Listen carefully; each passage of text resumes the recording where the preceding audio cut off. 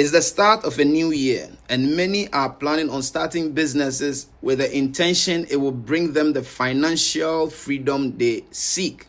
Over the next few days in this 5-part series, I will be attempting to digest how I will approach starting a business and the exact biblical blueprint I will follow to ensure success. I will be slowing the pace at which I deliver on these videos because this is a subject very dear to me and I want you to get as much out of it as you can. I am glad you're here, so let's dive in. If I were starting today, I wouldn't begin with money. I will begin with meaning. That is not to say money is not important, but there are so many people with money who are still out there typing in Facebook groups seeking opinion on what to invest in. One of the biggest lies modern entrepreneurship tells us is that business starts with capital, but biblically, businesses start with a calling. In Genesis 1, before God ever produced anything, he first defined function. Light had a purpose, land had a purpose, man had a purpose. Purpose always precedes provision. That is why Proverbs 19:21 says, "Many are the plans in a man's heart, but it is the Lord's purpose that prevails."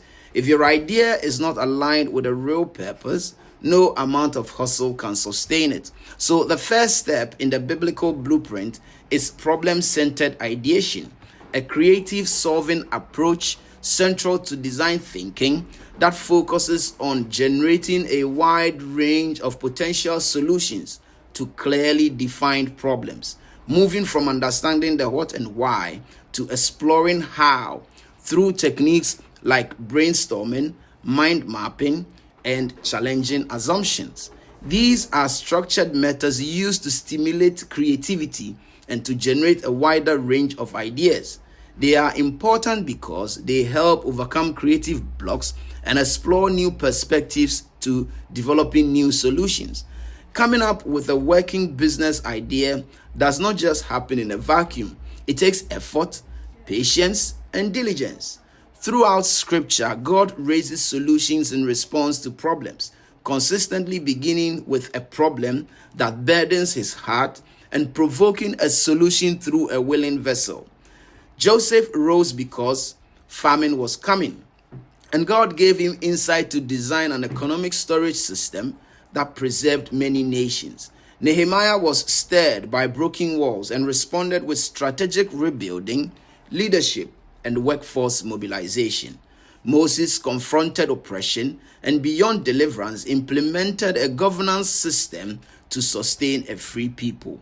Bezalel answered the need for a dwelling place for God through craftsmanship and design. Ruth and Boaz addressed poverty through ethical provision, while Esther responded to an existential threat with courage and timing. David solved a crisis of fear with decisive faith. Goliath was out threatening Israel, and Bible recounts that the trained army had gone into hiding. He kept screaming, Goliath, give me a man, give me a man, give me a man. And at last, there was no man. Paul the Apostle solved discipleship gaps by establishing churches and systems of mentorship.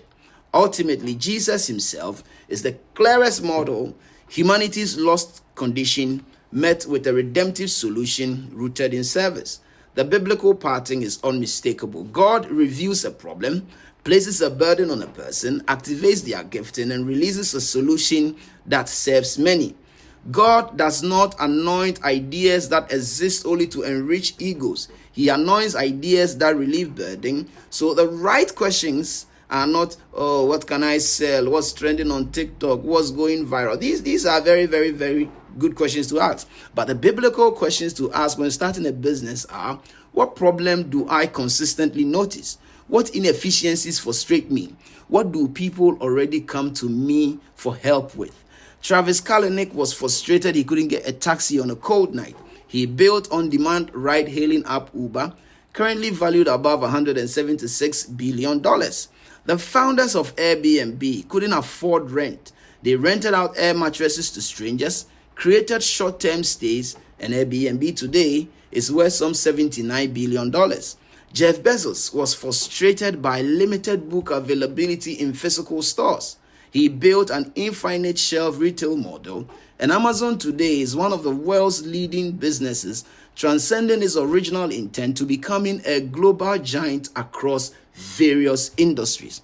Today, Amazon generates revenue in excess of $637 billion annually and continues to grow at an astronomical rate of an average 11% year on year. Jan Koum hated expensive SMS fees. He created free internet messaging, and you might share this video on WhatsApp. I would really appreciate that if you did. The founders of Stripe, the payment processor, were frustrated by how hard it was to accept online payments. They simplified payments for every developer. Melanie Perkins was frustrated by complex design software. She didn't want to deal with Photoshop, CorelDRAW, and the many others you know about, so Canva was born, making design simple for everyone. And today, she is worth some $7.6 billion at 38 years young. Reed Hastings was frustrated by late fees. He went on to create Netflix, the on-demand streaming app, and one day, I might do a Netflix special. That would be an awesome experience for me. A clear pattern emerges here. Personal frustration, simple solution, massive business. Your calling is often hidden in your irritations. The second ideation principle is stewardship of gifts. Exodus 31 talks about Bezalel, a man anointed not to preach, but to design and build. God filled him with skill, intelligence, and craftsmanship. When we are introduced to Bezalel in Exodus 31, he is described as a man filled with the Spirit of God, with wisdom, with understanding, with knowledge, and with all manner of tooling skill. I bet that guy must have been Chinese. That tells us something very powerful. Skill is spiritual, excellence is biblical, and business gifts are God-given. If I were starting out today, I will first audit my skills and write them down. I will document my experiences, reflect on the unfair advantages that have mitigated against me, because God never calls you to compete where you are weak. He calls you to steward where you are strong. One of my very natural talents is talking. This was a part that bothered me a lot growing up. I didn't think it was worth much until one day I read in 1 Peter 4:11, "Do you have the gift of speaking? Then speak as though God himself was speaking through you."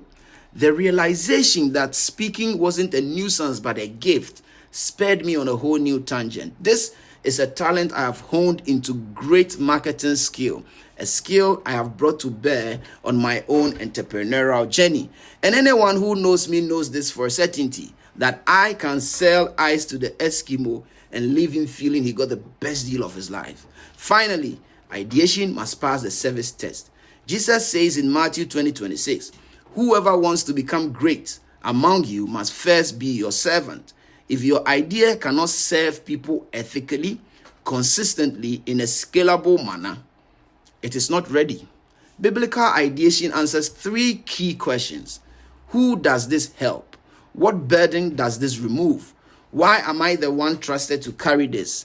That's where real businesses are born. In this video, we have agreed that business starts with meaning, not money. God defines purpose before provision, and true ideas are aligned with divine intent, not ego, not trends. Your calling is revealed through your gifts, skills, and even your irritations. God anoints strengths to solve real problems, not to compete in weakness. Biblically, businesses are born by identifying burdens to relieve, people to serve, and solutions you are trusted to carry. In part 2 of this series, we will move from idea to vision, planning, and validation. If you have come this far through this video, be kind to share with your friends and family. Subscribe to this page or follow me wherever you find this, because you really don't want to miss the next episode. And as always, if this has shifted how you see entrepreneurship, share it.